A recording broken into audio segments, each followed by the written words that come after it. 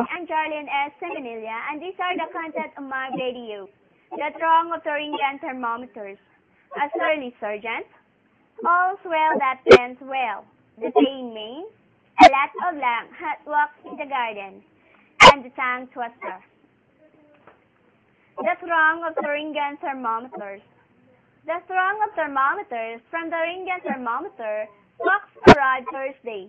There were 1,033 peak thermometers thought instead of 1,036 thin thermometers, which was 3 thermometers fewer than the 1,036 we were expecting, not to mention that they were thick ones rather than the thin ones.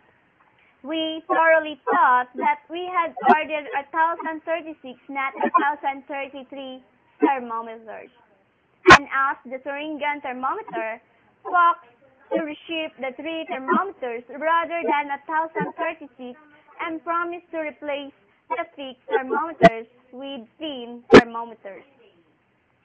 A surly sergeant.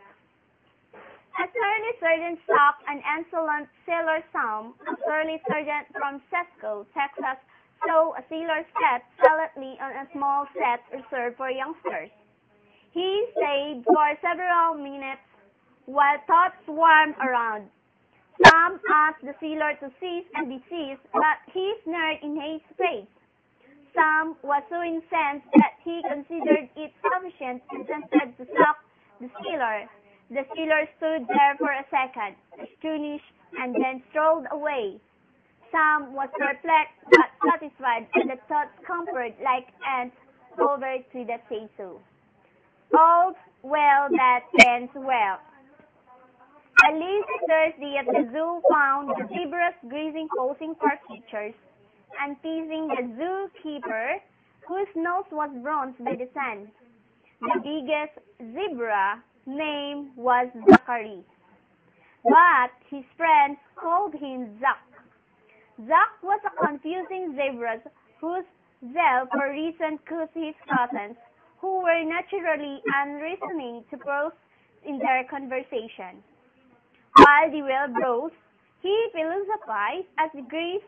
He practiced then because they were Zack's cousins. The zebras said nothing, but they wished he would muzzle himself at times. The tame Maine. A fashionably tanned man sat casually at the bat stand, lashing a handful of practical bets.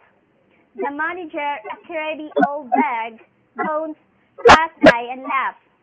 "You're about average, Jack. Can you lash faster than that?" Jack had had enough, so he clambered to his feet and lashed bats faster than any man had ever lashed bats. As a matter of fact, he lashed bats so fast that he seemed to dance. The manager was aghast. "Jack, you're a master bat lasher," he gulped. Satisfied at last, Jack sat back and never lashed another bat. A lot of lang that walks in the garden. John was not sorry when the boss called off the walks in the garden. Obviously, to him, it was awfully hot and the walks were far too long. He had not thought that walking would have cost on the way it did, and he fought the policy from the onset. At first, he thought he could talk it over as the law office and have a squashed, but a small obstacle halted and that tough.